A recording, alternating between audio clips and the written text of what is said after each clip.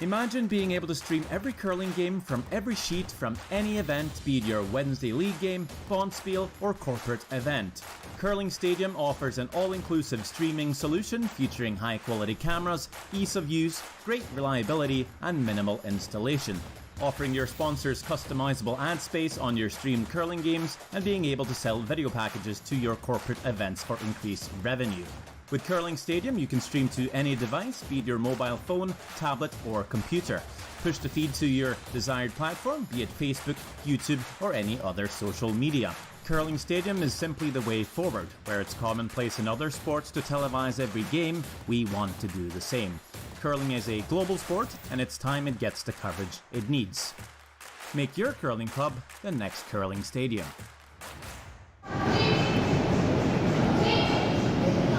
Well, welcome everybody tuning in. We've already got a few first rocks thrown.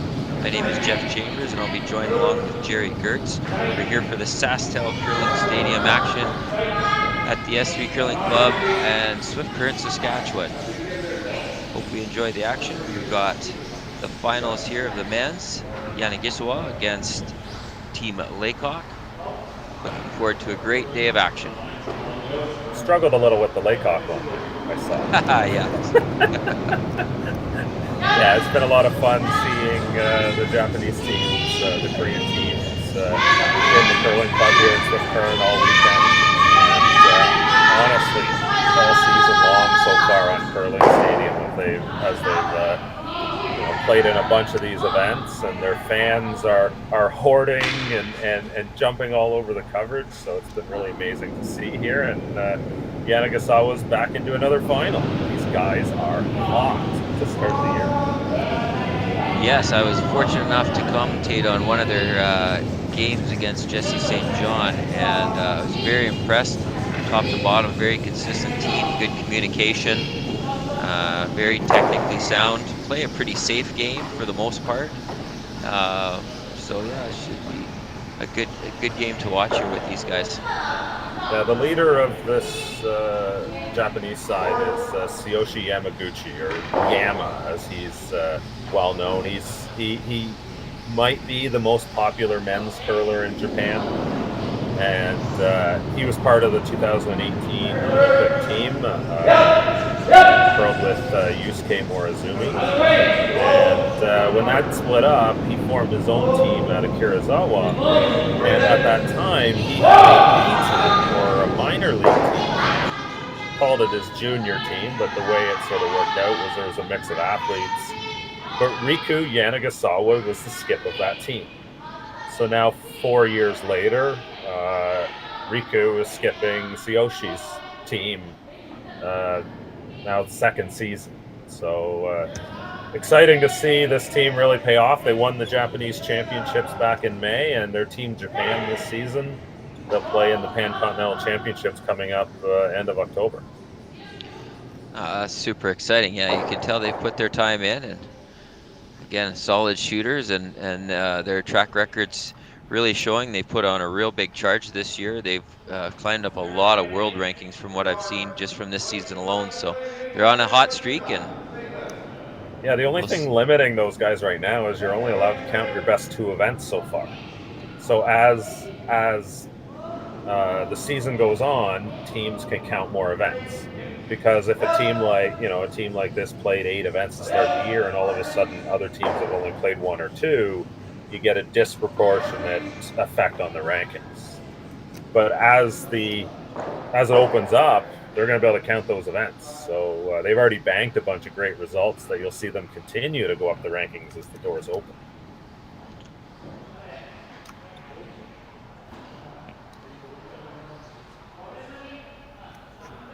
So open first end here. Definitely playing it a little safe. yes, I've noticed a lot of the teams, very few teams really go at it really hard on the first end, even though a lot of times we've talked about teams just trying to get used to the ice and making sure new sheet, get used to the rocks. But one thing that Jason Broughton's done a great job of here this weekend and opening ice is having a great ice field right across. Talking to all the curlers, they all agree that they can perform a safe shot and trust the ice and trust the rocks that they've got to know, and they just got a great surface here to play on, and that's why we're seeing so many. Well, basically the top teams all getting through to the finals. It's the rankings have really come through, and they're able to throw those precise shots on this ice, and but typically we don't see much action until the second, and sometimes the teams will take a jump on the even ends to put a move on. Yeah, I think we're seeing this in the top end of the game, and it filters down. Like, I don't know if you got a chance to watch any of the Slam final that played yesterday, but the men's game has absolutely gotten into like a low-risk chess game, especially on the important games, right? And it's where you roll. It's not the half-shot miss you're looking for anymore. It's the didn't roll to the right place type of miss is what changes games. And so the teams just don't get as aggressive either because of the risk of a shot turning the game the wrong way. Yeah, and I think we've definitely seen that, even though there's a little pressure from the viewership, because the viewership wants, they want close games, of course, but they want to see some angle run backs. They want to see some precise tick-offs and some possibility at big events, because we all at home love looking at all the scenarios and going, well, if this rock hits that rock, and if this comes off there, and if that angle works there. But unfortunately, at the highest levels, you're right, it turns into that you might see 5 or 6 blanks in a row. Yeah, and it's not that they're not trying. Like, those types of shots that you're talking about are typically played early in ends. Absolutely. Because the weapons these teams have, they can blow it up if they get into a bit of trouble. Well, that's exactly where the point was going. Yeah, for sure. They for sure in the second, third, and fourth ends, you'll see a lot of rocks in play early. And one thing that these teams just have the ability to is clean house if they don't like the looks of it. I played with a senior team here for this event, and of course our game, throw a lot of rocks out there, get a lot of garbage going, and we played against the young Clyder team and had a really good game with them right up to the end. And it was insane the amount of doubles and even some triples that they made on us, but they had such firepower to bail out. So there was a certain circumstances that we were getting the rocks in the right spot, and 2 shots later 4 of our rocks were gone, and so a lot of these teams are counting on the great seconds and thirds that can throw that big weight. And you're right, though, if you get into it, it's amazing how they can clean house for the skip real quick if they want. Yeah, Jason Gunlickson and I did some work on analytics some years back, and one of the things we talked about was, like, I was predicting it, someday soon we're going to see double center guards in the first end. And Slam final yesterday to start double center guards in the first end. The problem is it still was a pretty open end, and there was a blank at the end of it. So, they're starting off with that aggressive play, and then, when it leans a little bit the wrong way, they clean up the mess, and there's the blank end. So it'll be interesting to see how the game evolves from the skill, because every rule change that has come has been because these teams and players keep getting so good, and the ice conditions keep getting so good. And we certainly don't want to reverse either of those trends. Correct. Absolutely. So one thing for sure is a lot of the teams are definitely traveling to those places that they know they're going to get the good ice conditions, and what we're seeing is that just so many of the ice makers are figuring it out and giving these guys the best conditions. Like, it's they're getting to play on some amazing ice. Hopefully they got a good set of rocks, and when you give those two things to these teams, we see a lot of great shot making and percentages going up. Yeah, certainly we've been lucky in some facilities over the years. One of them, we have no prize money in Oakville, Ontario for the events we run out there, but the ice conditions that are in that club are just amazing. So the teams all show up. And so that is the value. Like, if you're a region that struggles to generate prize money and sponsorship, good ice will do it. And I guess we got a blank end here to start. We're working on trying to entertain ourselves. Jeff, I'll let you roll us out.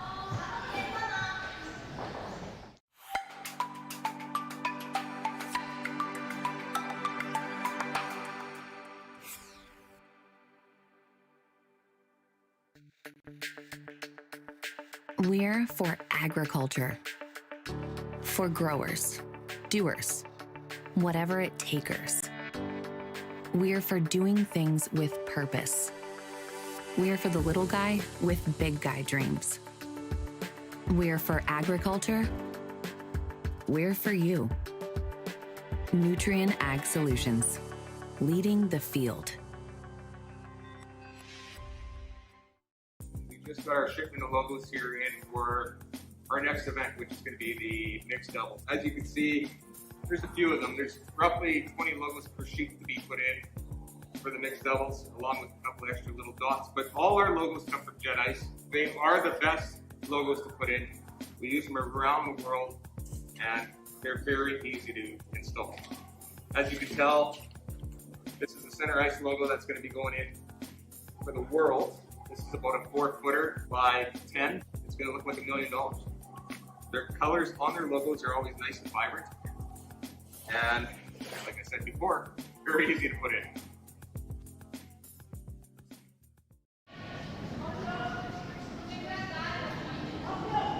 All right, we're back in action. We had a nice, solid played first end, very safe. Had a blank first end that we're used to seeing in competitive curling now. Now we're moving to the home end, where teams like to sometimes take a little bit more risk on the even ends to try to score the deuce, especially that with the hammer. So, see what happens. Looks like this draw is a little bit deep by Braden to the back of the house. Hey, I love it. It's the Donnie B3 special back here. You know what? It's the best place to go. Steve's smart. That might be on purpose. They're not taking any chances. They're going to follow him down there. I think they're going to peel it out. Well, I guess they don't like rocks back there in the back 8 either. That's softer weight. Okay, he's going to play like a soft weight hit on it. He wants to remove it out. Yeah, I think they're trying to get up to 3/4 of this and just bounce off onto the center line. Yeah. I don't know what the defense to this shot is. And here, let me play this out for you. And for the listeners at home as well. So that rock went behind the tee line. Let's say these guys come down and freeze to it. Steve comes down and freezes to it again. And then Yanagisawa calls another one back there. And then you hit the center guard and roll to a corner. Now there's a wall of rocks behind the tee line. And a corner guard up. The team without hammer is unlikely to guard because, you know, you're guarding a stone behind the tee line. You can't really love that. No, for sure. Yeah. So now all of a sudden you're into playing the end out with a corner guard up and a low risk hammer end. You're probably not going to give up a steal in that end. You're not going to get into too much trouble at least. And so that is why the Donnie B3 works so well. Is that you end up not making a mess of the middle by going deep. Whereas a rock that you throw top 8 on the ice these days, that's a center guard. So like, yes. You know, all of a sudden, you know, you throw a hammer stone half into the top 8, and then your opponent goes back 4 around you. And now you freeze onto that stone, and they freeze onto you, and now you're trying to score more than 1 point in the 4-footer. And so that's difficult. So when you end up going deep, you draw the play to the back, you keep the middle from getting congested, and you just, you know, keep the end more manageable. So that's why I think the Donnie B3 is a tactic that teams use on purpose. A lot of times, though, you don't see them, they're not going to call it. So the leads get crucified on the shooting percentage. That is true.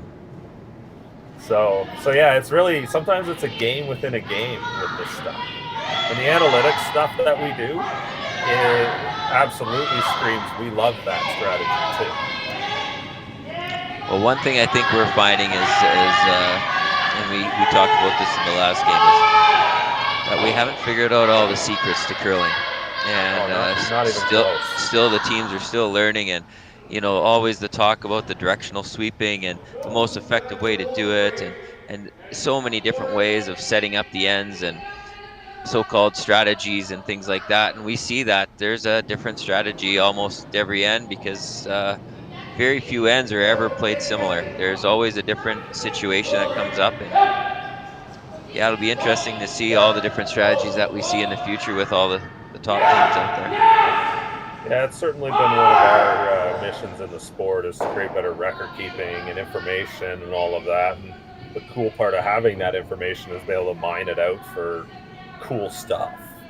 I'm sure there's other, I know Curling Canada has their own resources as well, and others will be doing the same. But yeah, it's really intriguing to follow and track the numbers and see how that all plays out. Well, Chris Eichert, our local curling legend here, hit a beautiful hit and roll, and basically made it so perfect that we forced our first straight run back. So the fans love watching these. That's a good shot, little off, allowing Steve to make a move to come right back in there if he so chooses, which he is going to try to get top 4 and force him to do it again. Now let's see if Chris can pull off 2 in a row. Yeah, Chris Eichert, club manager here at the Swift Current Curling Club, so he should know this ice well. Big shout out for Chris, helping put this event together, essentially doing all the work. No, we've been very gifted. Chris is, I would say, single-handedly turned the curling club around into a venture that everybody's excited about. He's put in so much time and effort, made so many personal calls, and got some pretty big things going. And obviously with Curling Stadium was a huge part, and now we got some great events, and yeah, we just can't thank him enough for all the work.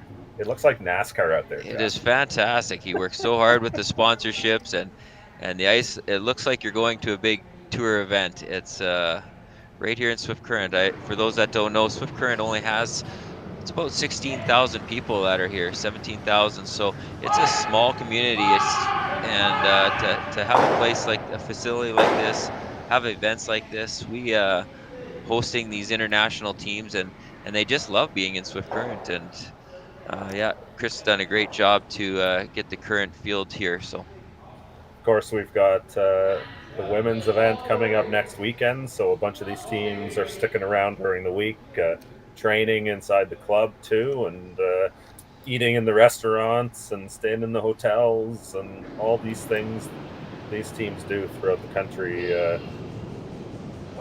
Absolutely. No, we're just we're thrilled to have them, and they'll be happy. They're going to have some great ice to train on, and it's great to host, and especially the women's team know how Swift Current will host, as we've held 2 women's worlds right here in Swift Current back in 2010 and 2016, and I was fortunate enough I ran the patch for that, so the rest of the world really got to see how Saskatchewan parties too, which was pretty big.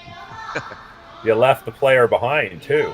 Yeah, we left it. They left the player behind. Yeah, Kelly was Wood, and now Schaefer fell for the local mayor at the time, and her and Jared are big in the community now, and Kelly's a huge part of our community, and we're so happy to have her. But yeah, you got to be careful when you come to Swift Current. You might not leave.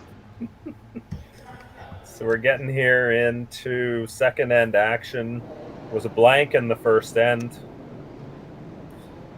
This is Tsuyoshi Yamaguchi, third stones for Team Yanagisawa. Plays around the corner guard here. For Steve, I think mission 1 accomplished in this end. They're playing out this end without the risk of a mess in the middle. I'm the hammer team. I love this kind of setup. Absolutely. They're just going to watch the rolls very carefully, make sure that they don't set up a double opportunity, protect the 2 stones. And this is sort of now, this is where I think the absolute cream of the crop games are going now, where these are the rolls and the shots that have to be perfect.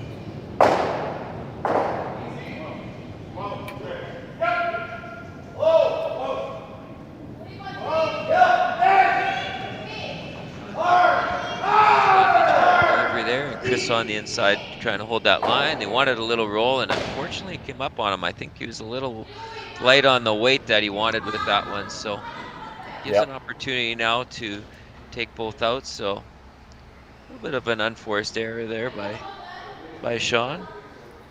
Yeah, and you know why they're not taking the risk? Because a small mistake was made there, but the double is possible. And then the blank end will come. And what that means, Laycock gets to try again, right? So there's no real harm in the mistake at the end of the day. Exactly. It's just missed opportunity. As a team, that's what you talk about right now is, hey, that's a little bit missed opportunity. Work on the communication just a little bit, because something was missed there between the sweeper call or the thrower's call, or maybe just a misjudge in the ice. So they'll just want to make sure they figure that out. And looks like they're going to get a break here. And get it back, opportunity back. Exactly. So, but I think sometimes that is why you see the game being played the way it's played. It's not, you know, I see a lot of people talk about, you know, banning blank ends, meaning you have to take a point, lose the hammer. Correct. The problem with that strategy is you take one of these best of the best hitting teams, and if I told you they had to make 3 doubles and you couldn't score more than 1. You get 2 corner guards in play, but if you go and bury one under, they'll make a double on you. Mm-hmm. And then they got to do it again. The way these teams can make runbacks and roll the shooters with massive weight, that if you don't throw it perfectly in line, they're going to make the double on you. It's just going to make it boring the other way, because there's no if a team is good enough to run you off the sheet, they're going to run you off the sheet. And a team without hammer can do that to you if you are forced to take one. So that one is really concerning to me as a risk.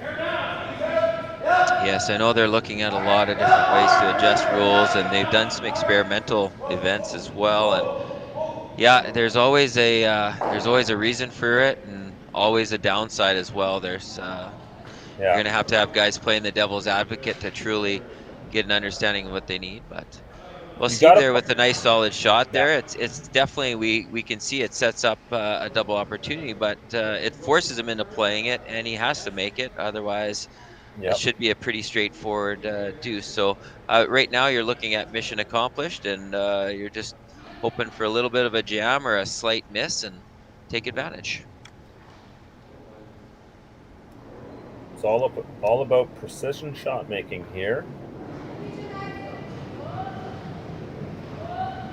Riku Yanagisawa of Karuizawa, Japan.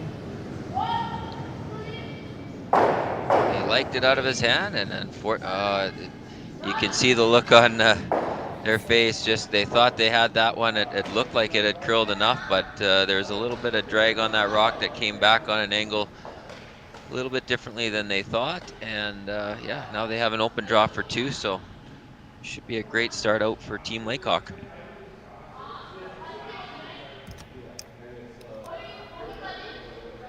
I've been tracking a few of the Laycock games this weekend, having produced and put them together, and they're looking really good as a team. Like, it wasn't that long ago that Steve was a regular slam team, you know, skipping a lineup that went to the final in 1 for sure, maybe 2. I know he played the one in Yorkton where Gushu made a couple of ridiculous shots, or Steve wins, I think. Yeah, no, for sure. This team is they're going to be very exciting to watch. I've got to work with a lot of these guys on the team, like Sean Meacham and I have been together for, I believe it's close to 10 years now. And then I was fortunate enough to coach and play with him when there's Braden Stewart is still on the team there as lead. And then they brought back Chris Eichert, basically out of, I wouldn't call it retirement, semi-retirement anyways, but they wanted Chris to throw some rocks with them. And Chris has still been very active. Oh, we're going to have to cut off to commercial here. So Yeah, we'll we'll finish continue it that up story after the break. Absolutely.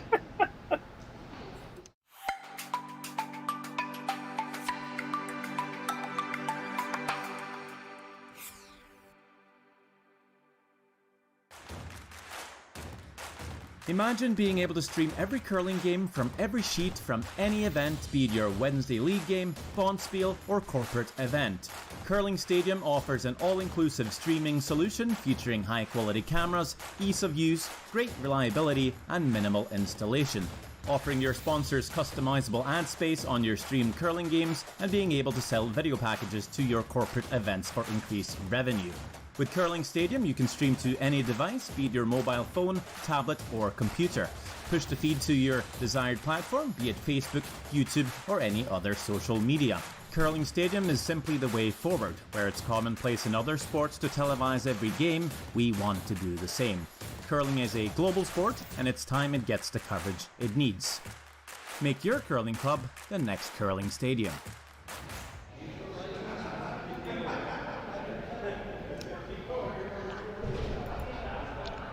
All right, back in action in the third event, or in the third end.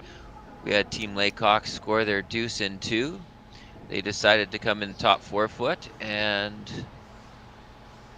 I guess what? He's asked for a corner guard here. So we're gonna get some rocks into play this end.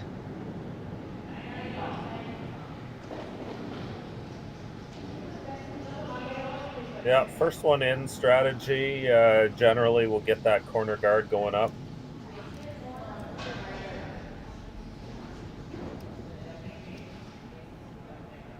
And that comes down to how aggressive you want to be.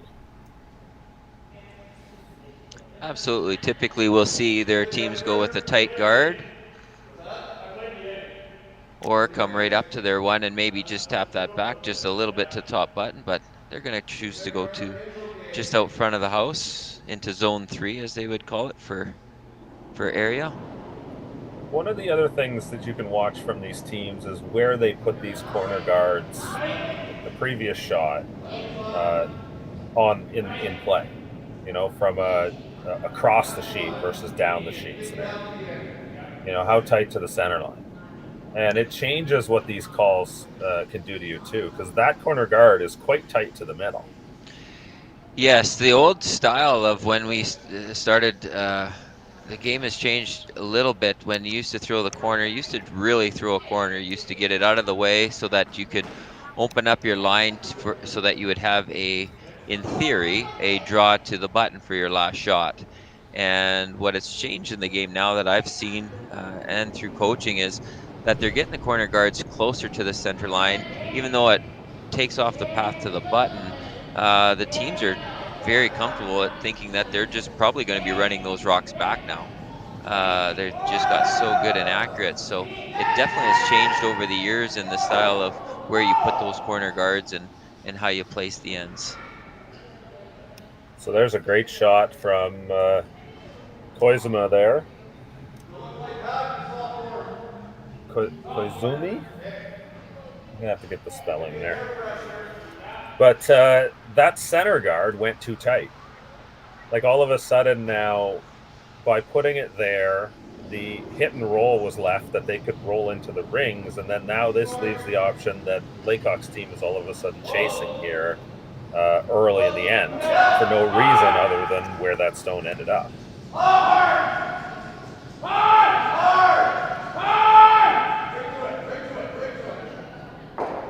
So like while that placement doesn't seem like a big mistake, it left the door open for that roll. And Yes. and that was a nice shot there from is that Heichert, I believe, throwing that one. Yep. But at the same time, now it's under a corner guard. So the middle is open. It's a double corner guard to a degree because they're going to be able to go around it again, and he's going to play this hit and roll under. It does close down the scoring area. It helps Laycock here. But middle's open. You got to love that with Hammer. Trying to get this to curl up a little bit for the angle. Got a little bit of a roll, almost edge on edge. Steve's not going to waste any time to get the hit and roll away from there. No, little game of chicken here, right? See if you can hold it out on the other side of the rings for as long as you can. Like, this is like the pitcher's duel in baseball, right? The way the men's game is transitioned to. Whereas when you watch the women's game play, it's a lot more variable in the strategies. Absolutely. Nice hit and roll. So Chris is throwing it very well right now. It's great shot. Good to see. Like, if you're Yanagisawa here, you really can't ignore that stone, because it makes a mess if you miss a shot. Like, if you come short or go heavy on this one, now you make a bigger mess. If you hit and roll out on this one, the 4-foot's still open for you. Yeah, I know. As much as he doesn't want to have to go after this and generate something, you're right. Oh, Jerry, he's forced to go for this and keeping the action out there. And unless there's a certain type of roll that really gets it to hide, but you're gonna try to anyways. He's gonna try to corner it in here again. Yeah, you want to try and make this roll. Yeah. Yeah. So again, now Steve will have the ability to get this a little further off and get ready over to the 12-foot. I imagine what he'll be looking for with this one. At some point, they'll ignore it and go around. So you got to figure out what that point is and not roll that far. Correct.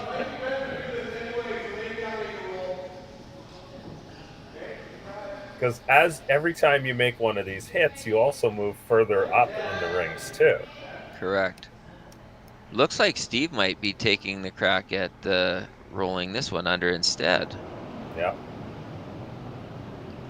So Sean Meacham, a great curler that's played a lot of big events and very well known, well, right across the country, but especially here in Saskatchewan the last few years. I got to watch him win the Saskatchewan Mixed Provincials last year on this ice here in Swift Current on Curling Stadium. So, yeah, I've certainly seen a lot of Meacham's games this season, and definitely shows his chops. Absolutely.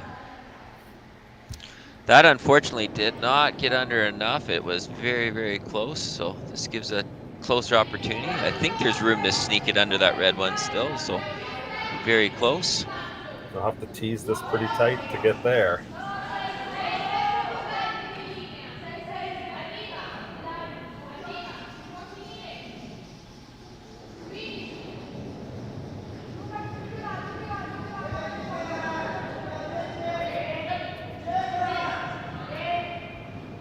Looked like it was an early sign that it was a little heavier than they were expecting, but it looks like the line is fine. Trying to get it to curl up. Slight roll just under edge on edge. Yeah, that's the type of shot. It's not quite, all the way under, but what this does is Steve's going to hit this, and it's going to be really hard for him not to roll too far. Right, too far away. Yeah. And then Yanagisawa is going to call the draw around the middle likely, and then they're going to get there first. And then we'll see the play go around the corner. It's just like slight improvements to your situation.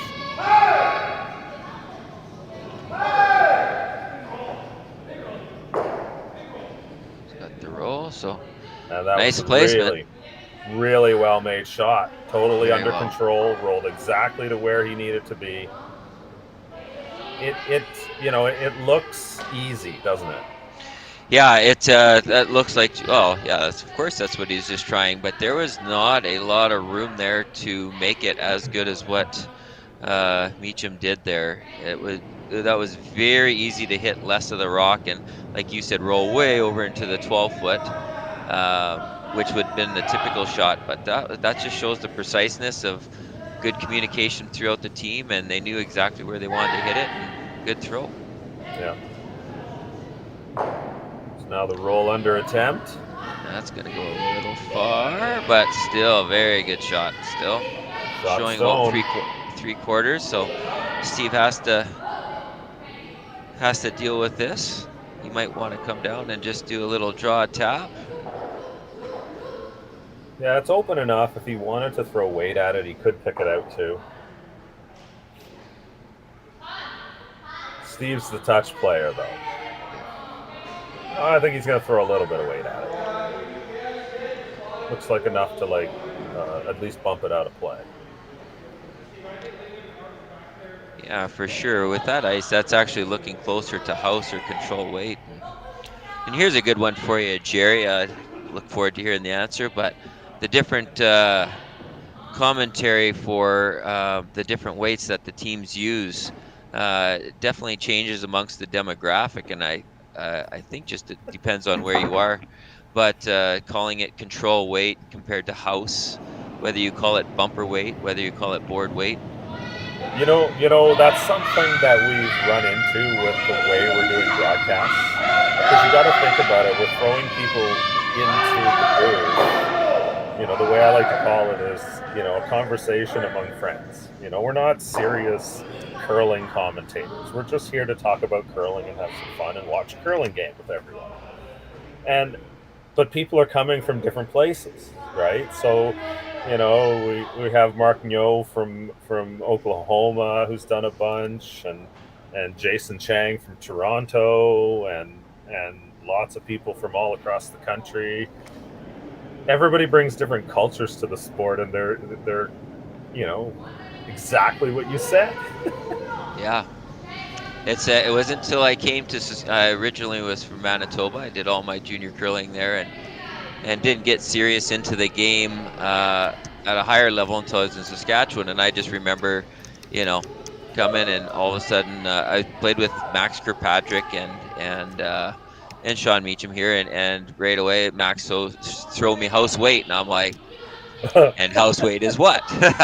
Like control, like I figured out it was control. So it's like, well, I guess it just depends on where you're from on what terminology you use for that. I know a lot of teams went to the timing situations where they'll say throw me a 9 or throw me a 10, which is a much more generic term to use. But yeah, it's very interesting to listen to how simple terminology can be different. Yeah, it's some of the idiosyncrasies of our sport. All across the country, there's a little different things in the way curling clubs do things. So, well, This has been a good exchange of rocks here. Steve just knocked through on that first one, and they followed him down and left it in the open. So Steve can get a little bit under it. It's the precision shots back and forth. Good. They're making so many great shots here. And yet it seems like such a simple end. But this is why this is not going to be a blend. Correct. Or so we think so far.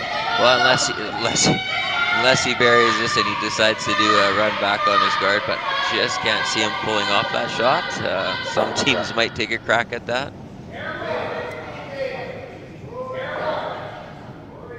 So it certainly puts pressure on every shot. This rock hanging a bit.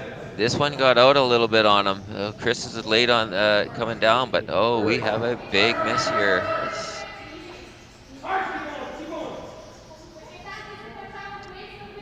Well, that will become interesting decision now. So now all of a sudden the straight run back is for 2. Or do you take your 1? Now this is an option they weren't expecting to probably have. So they'll probably have a good little discussion here on what they want to do, taking a look at the scoreboard going, hey, do we need to, or do we take the 1? Is it worth the risk? Because you take that risk of going for the 2, which is not an easy shot. I mean, it's they've made it many times, but you lose that 3rd point and you go down by 3. That's a big swing. How much are you going to make that? These guys, their level, I would say that would be to hit and stick. I think that would be a 60% chance, pretty steady, and making it disappear and getting 1 would probably be closer to an 80%, I would say, maybe 75. Just getting 1? Yeah. getting one would probably be 75-80% by doing this. Probably 60% sticking the shooter. So they like their odds. They're going to take that shot. And Yeah, I think better chance than the dig. So you give up. Absolutely. So you give up a steal here. You're probably about 40-45% to win. You score a 2 here, like 75-80% to win. And if you get 1, you're right in that 60% range. Yeah. So you got to make it about 50% of the time for the math to kind of make sense. So if you're in that 70-ish range for a net positive outcome, that says roll the dice, let's go. Well, they are very close, and looks like their gamble paid off. There's the deuce. So we're all tied up. All tied up at 2.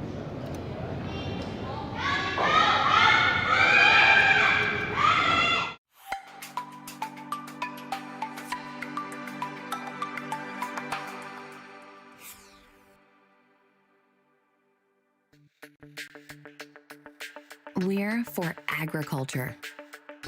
For growers, doers, whatever it takers. We're for doing things with purpose. We're for the little guy with big guy dreams. We're for agriculture. We're for you. Nutrien Ag Solutions, leading the field.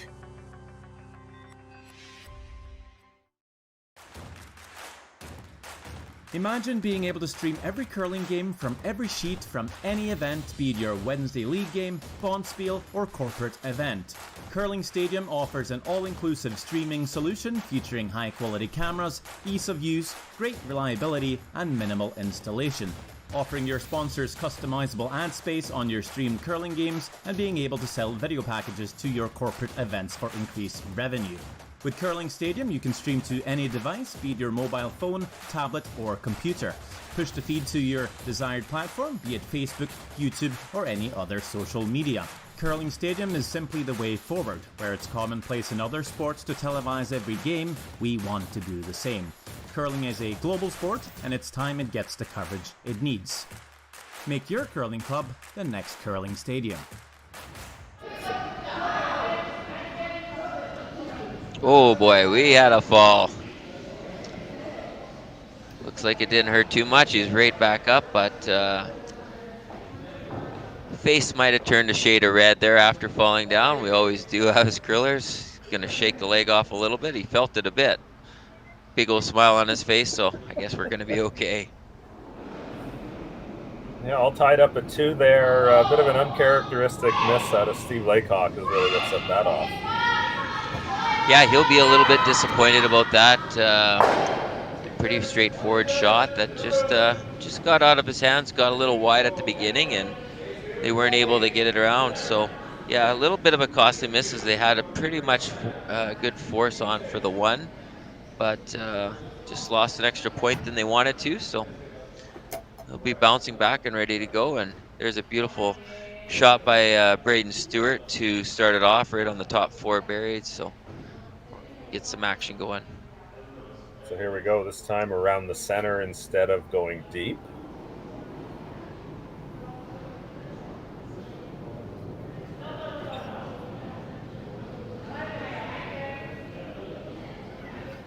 Now normally we'll see the call. I didn't see the call, but I assume it was to freeze to that 1 in the top 4.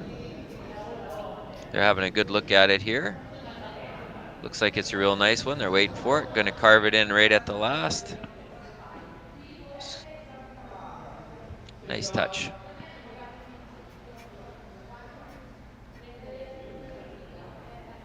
Well, I have a feeling, Jerry, we're going to see some granite fly by the end of this this end here.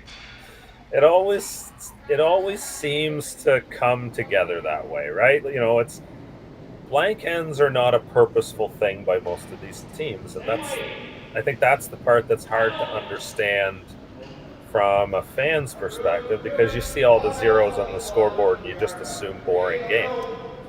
But they start out like this, where the teams keep going, and if both teams feel good about the game of chicken they're playing, you end up with rocks still in play. But if one team feels out of whack, they're just going to blow it up. Absolutely. So that might change the strategy there of Laycock. They went a little bit deep, but as we know, it's that could still turn out just fine. It's still definitely in play. Yeah. Braden got a little heavy out of the gun there, but and I know definitely working with this or being around this team and playing with these guys of Team Laycock, I definitely know that they love the even ends of being a little bit more aggressive and allowing more rocks in play. So you'll see that more in the even ends that they like to try to score their deuce in those even ends. And so we're going to see a lot of rocks in play, I think, this end for sure. It looks like both teams are going to take part in that. So little kiss off though. So this end's changing very rapidly, missing the called shots, and going to see how that all lines up. It looks like that drag is going to pull that red right back into that yellow. So Steve won't like leaving that angle there, so he'll want to tap either the yellow red or just around and tap the red. So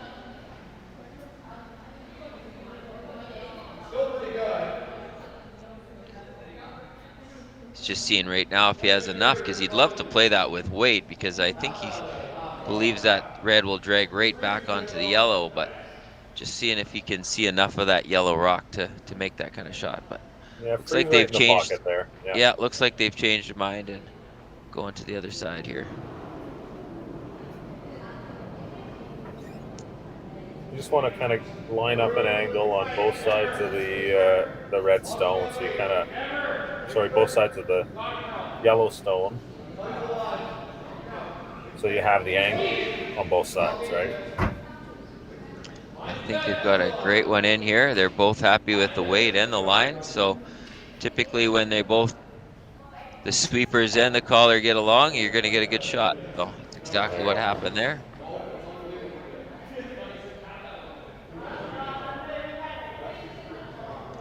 So now we're going to get in a little bit of game of chess. Gonna see what we can move around and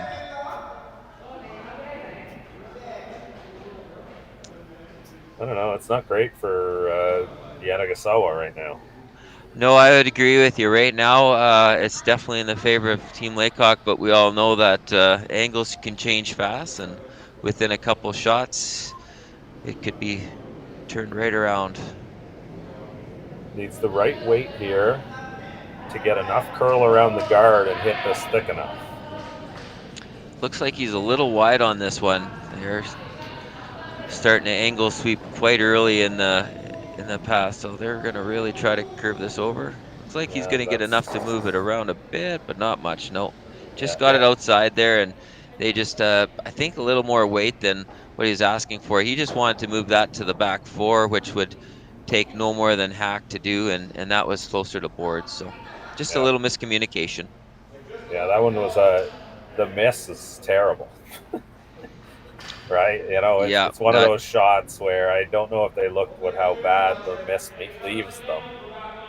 Because now a hit and roll under, and Laycock's really got this end lined up well. Yes.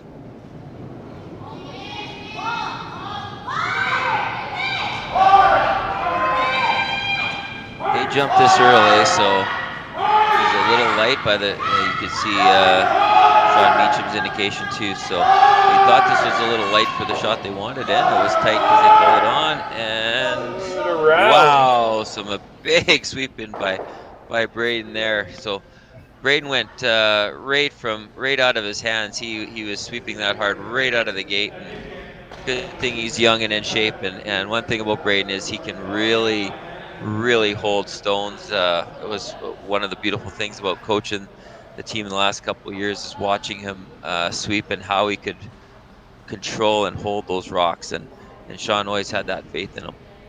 Of course, Braden Stewart, also one of the top mixed doubles athletes in the province as well, playing with he's played with a bunch of different players. I think Shaylin Kitts is his partner. Yes, it is. Yeah.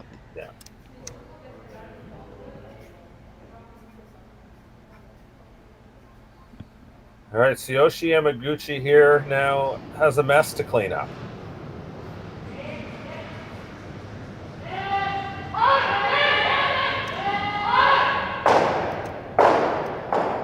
Run back and a lot of banging around. Definitely opened or changed things up, but they're still sitting pretty good there.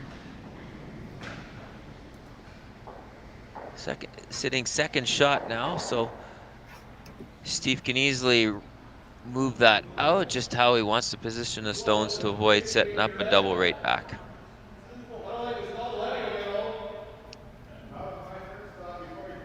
Sorry, Laycock with the hammer here, just in case you're wondering. Had that marked wrong for a little bit.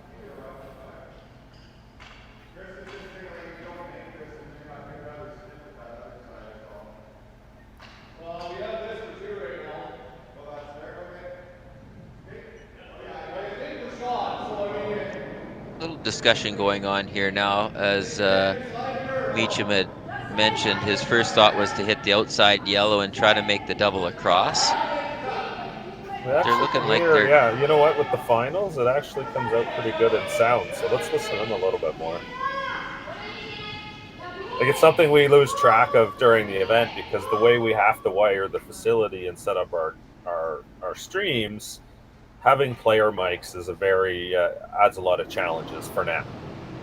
So, you know, when many games going on, you can't actually hear conversation, but when we get down to these 1 or 2 games out there, you can kind of pick up the conversation with the great wiring job that James Gordon's been putting together. So, and as I always say, Sean Meacham throws a meech and makes a beauty there. So wonderful across house double, and now sitting 4. So in great shape with the hammer.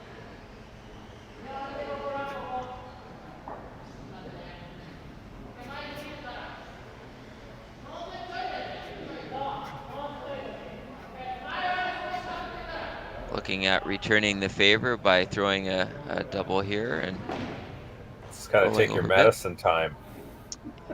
Yes, right now it's there's going to be a little bit of worry when you see that many rocks in that situation, and that lone yellow guard out there unfortunately isn't protecting a yellow one. So no, it's kind of getting in their way right now. Right now it's in their way, correct. So they're going to try to make a couple red ones disappear. Like he threw a little more weight than he probably needed here, but let's see how accurate it is. The third looks one like looks like a jam. I was gonna say with that, I don't know if he really needed that much weight for that shot, and had to get more towards the inside and just barely missed that yellow guard to make the shot. Yeah, be more precise if anything, right?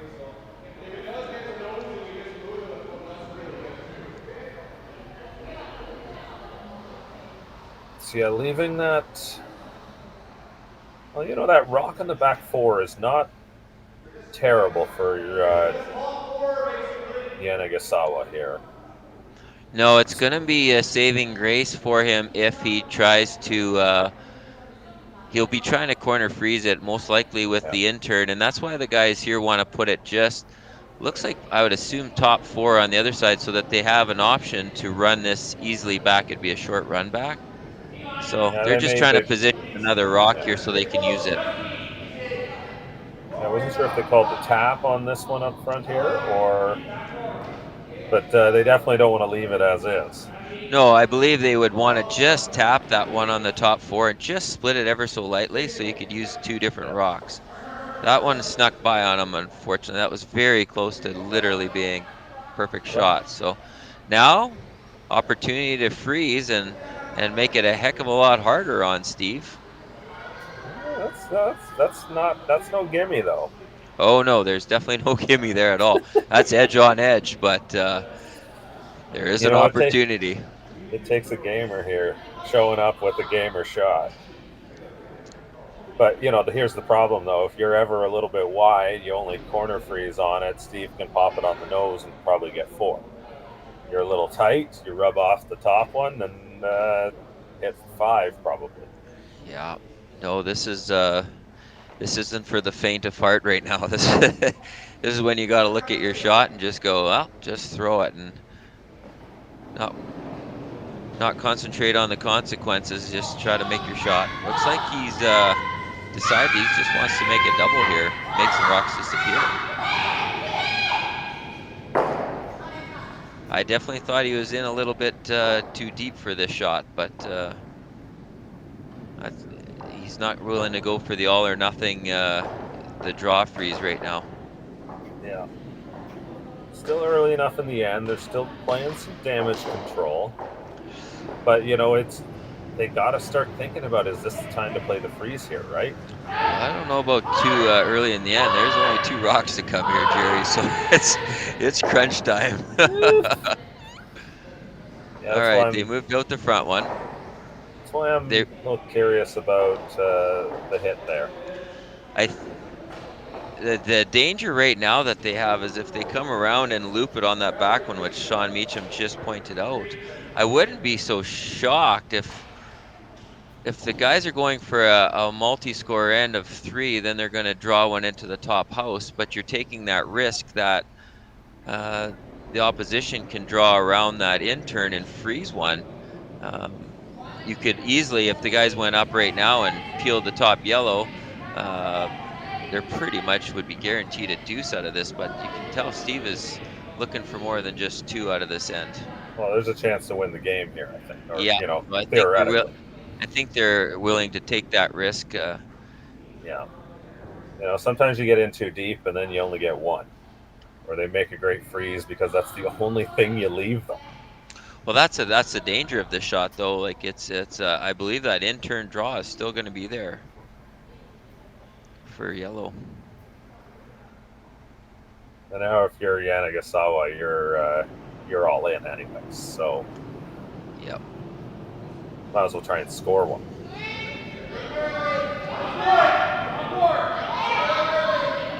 Looks like you got this started out a bit. Hopefully the weight will be good and they can bring it in. No, line's pretty good. They're still staying traditionally on this.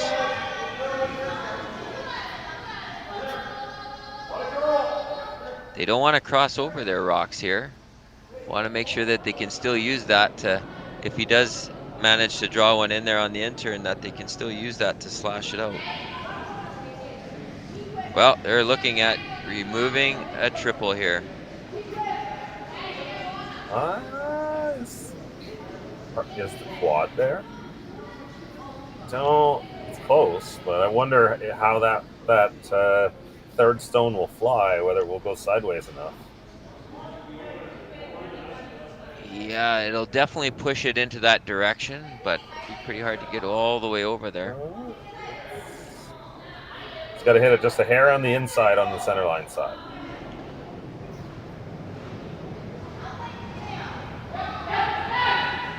Well, we're close. Oh no, absolute worst case scenario. Had to hit the inside, which was really, you know, you just slight miss. Like it looks still surprises me that he didn't take the crack at that in-turn draw around there. I know you're facing 4 rocks, but definitely if you would have put that right onto that middle one, that would have left a shot. But now a free draw for 5, and boy, at this level, that's almost impossible to come back from. So. And then this pretty safe shot, as Steve has a lot of backing here too. So not that you throw to backing, but it's there. This is just run it into something.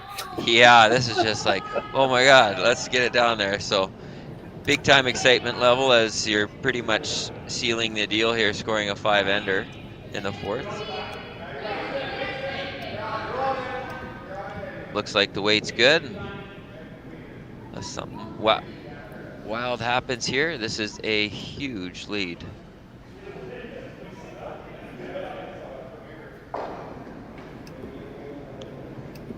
(7-2) going into the 5th.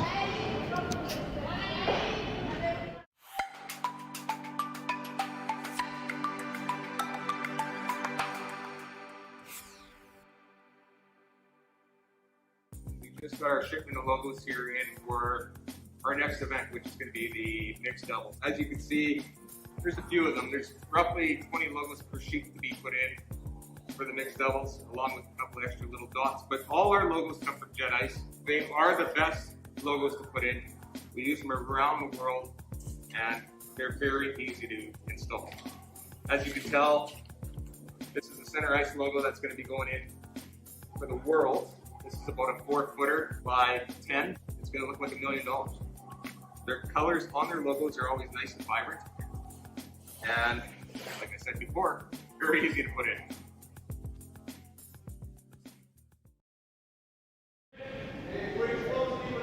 Well, we got to 1,300, and this is a final, so.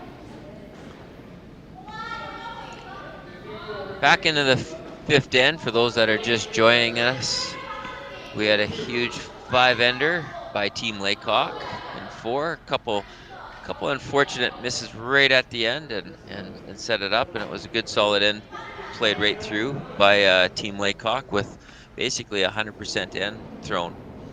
Yeah, they've just played great all weekend, making tons of shots. They look like they are going to rise up the rankings pretty quickly if they keep playing like this. Absolutely. New team formed this year, and they've been getting some practices in, a couple of events now. Very, very early in the season for them still, but they're definitely putting in the time, getting a feel for each other, and it's great. One thing I can tell you is that the communication is great amongst the team. They all get along great together, and yeah, I think they're going to have a very exciting season to watch, and will be the contenders here for in Saskatchewan. So I'd have to go look this all up, but Steve, many-time tankard winner, long-time top 10 team in the world. Took a few years off, though, kind of. Played out west with Jim Cotter and took it easier in the game. You know, do you have any insights to that? Yeah, he took a little bit of time off when the team, like he had a long-standing team there that played together in Saskatchewan, and they were always the guys to beat for sure. And then, yeah, it took a little bit of time when he was out in BC and had some success there as well.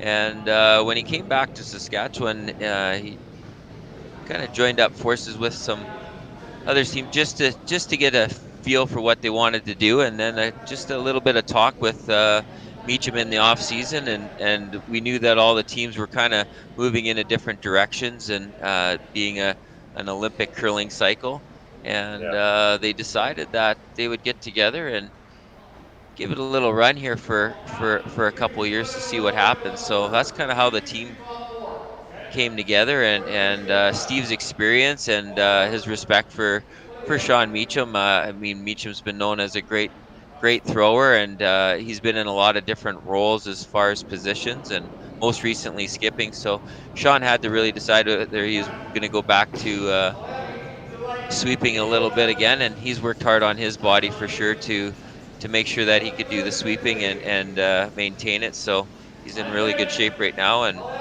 yeah, it's going to be an exciting team to see what happens for sure. Yeah, this is my favorite part of following the tour, is the stories that play out, right? You know, like a Laycock who used to be, you know, at the top, and sort of the pathway that's gone through, and players like the Sean Meachams of the world who are known regionally, but they don't get seen outside of the province or the area, right?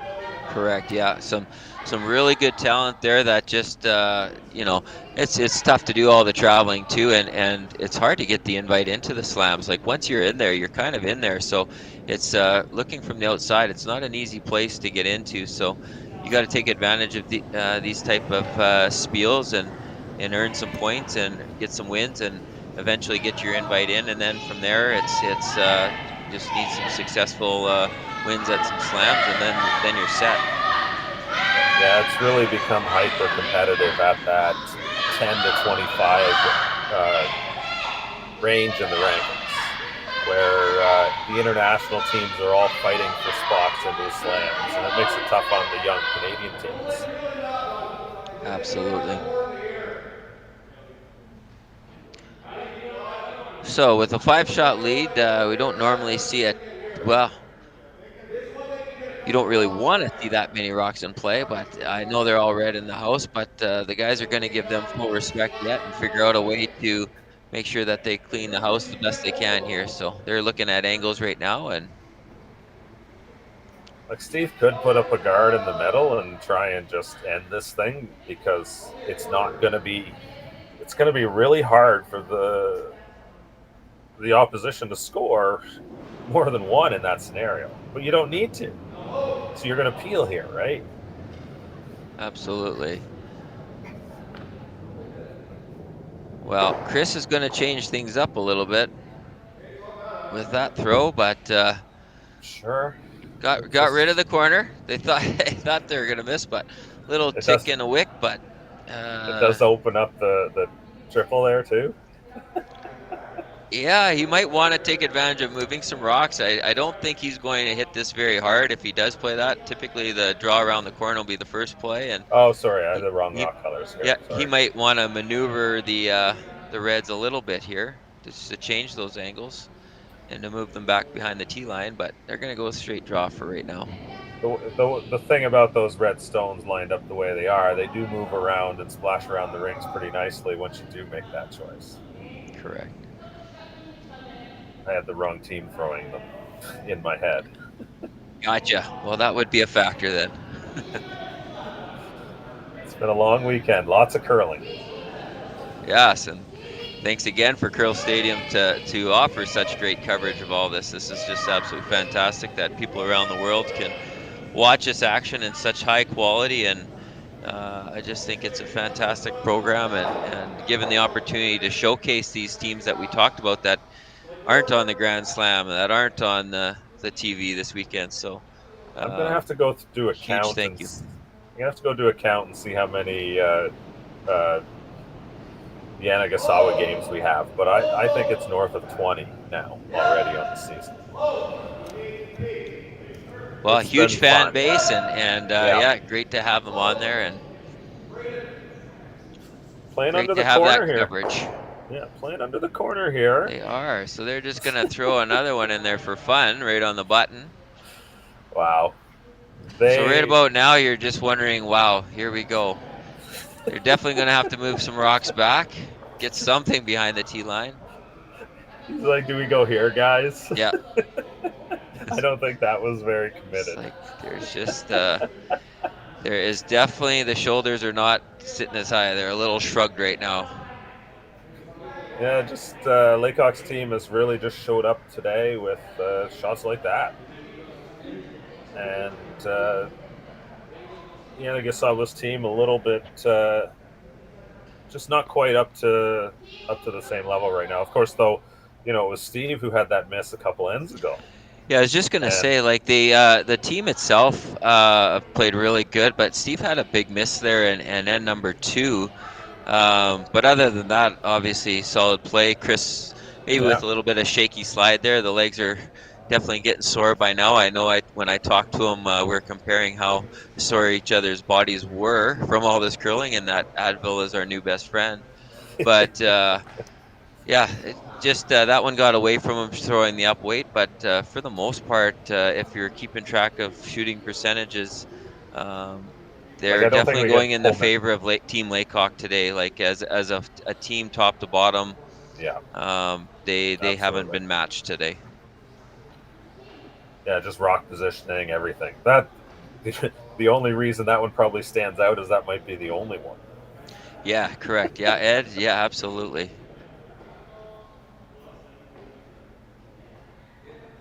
So, of course, what do you think? You know what? Throw out to the chat. What's our Hail Mary option here? Like, what are we doing? Absolutely. Who's out there on the chat line that wants to have their say today? Please, more than welcome.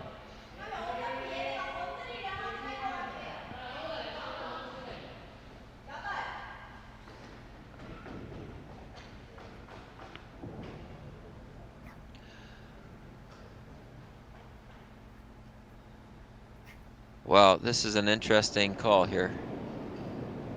Looks like they're trying to angle the yellow in.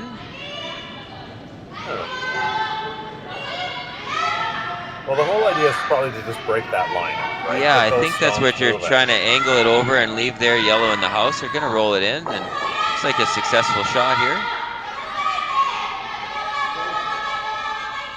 Yeah. Yep. Creative play.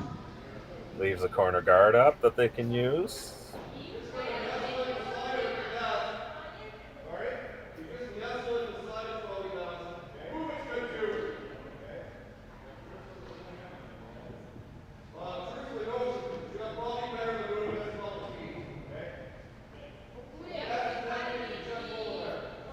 I think for Yanagisawa, it's better than it was. Yep. Yeah, we're catching some of the voices so you can listen to some discussion and the communication. Again, I said that I'm very impressed with the guys and how they communicate to one another and let them know what they're thinking or seeing out there without being overburdened with each other. But Chris Harden the sweep, trying to hold the line here.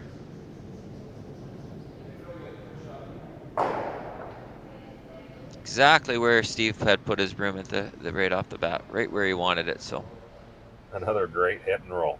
Absolutely. So now the guys are going to look at just making a double there, and they're rolling over to try to use that corner guard. Open up a little bit of room around the button for them for their next shot. So trying to hit about 3/4 here. Looks probably about normal weight. Sweeper should be able to hold it for 3/4 of the rock, get a nice rollover, and hopefully generate some offense here.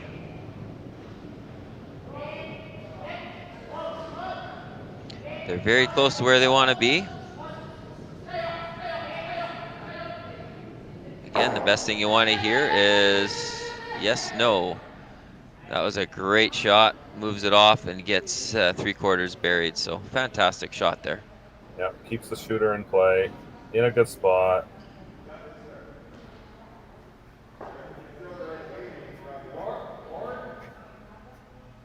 So Steve will have a choice here. They're going to discuss it right now, but he can pick that out as he sees probably about 1/3 of the rock.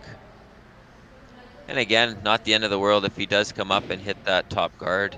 He'll roll into the house or across, and then it'll be wide open. So yeah, it seems both these teams are good with that low. I think they're throwing that board kind of weight or something like that. I'm not sure if that's what I heard there. Yeah, with that ice, I would say board for sure. Then, they control it so well with the sweeping now too.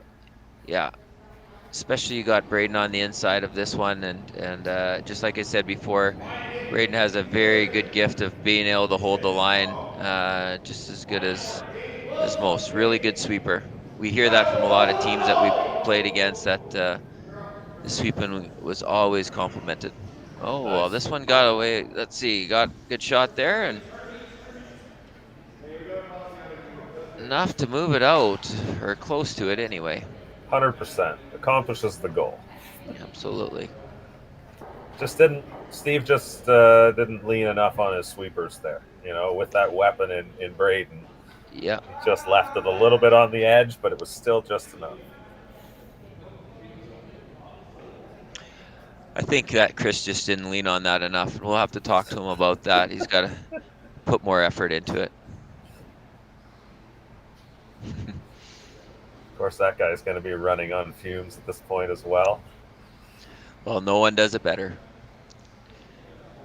He's a very active person, firefighter here in town, manager of the curling club, active curler, and he's busy with a couple of his young girls too, and chasing them around, and they stay very active. So he's used to going full throttle.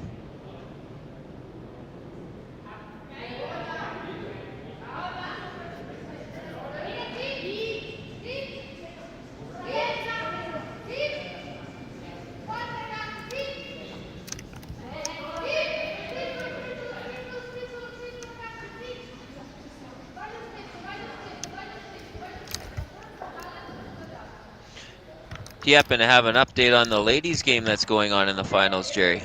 Yeah, I'm just trying to find out myself. looks like Constantini is up 4-0 over Team Ha from Korea. So I show it currently in the 4th. I'm not sure if I'm totally up to date on that, but Yeah, that's what I'm seeing as well. That young Italian team is, you've got Joel Returnaz and the men's team already part of the Grand Slams.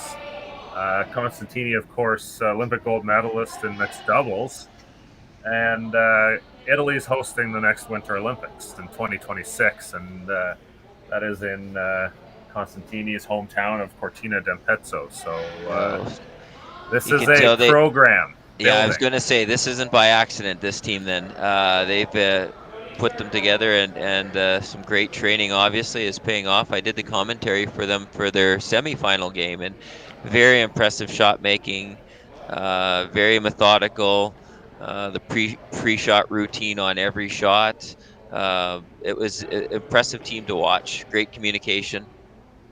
So, you look at the ice, their opponents. That's Minji Kim's old team. Junior phenom. And, of course, you'd only hear Minji's name for the most part. But they won bronze as a junior team at the World Championships in 2019. Wow. So, this is exactly a good young team. This is the Korean champions that's playing in that final, too. So no, great game, lots of shot making. Well, let's look at our game here. A great shot come around the way, went way wide out into the sheet, which is really hard to control, and managed to put a beautiful shot in for third. So it definitely will make Steve they took a good look at this. They're going to have to get another one in play. So fantastic opportunity to try to generate at least a deuce, and from hopefully a miss. They're hoping for a miss from Steve here, but I don't think Steve's going to give that to him. I have a feeling this is going to be a pretty good shot in here, and they're going to be facing 3.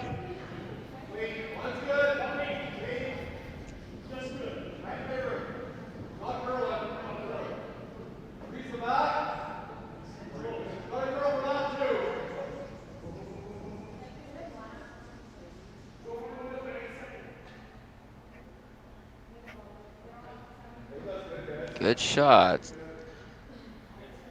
So sitting 1 and I believe 2, but sitting 1, but basically did what they needed to do, which was guard up that one on the center.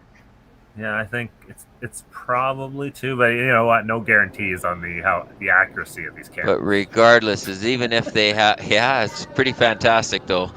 Really good look down. But now even if you make the double, it's so they got to figure out somewhere. Can you make a triple and still stick? And it's just not you gotta run there. You gotta run the corner in. Oh.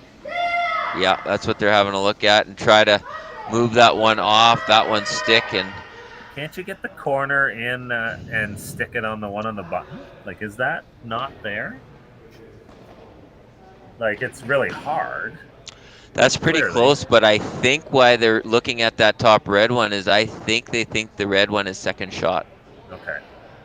Otherwise, yes, for sure, I believe they would have just went for that because it looks from our angle that shot is there.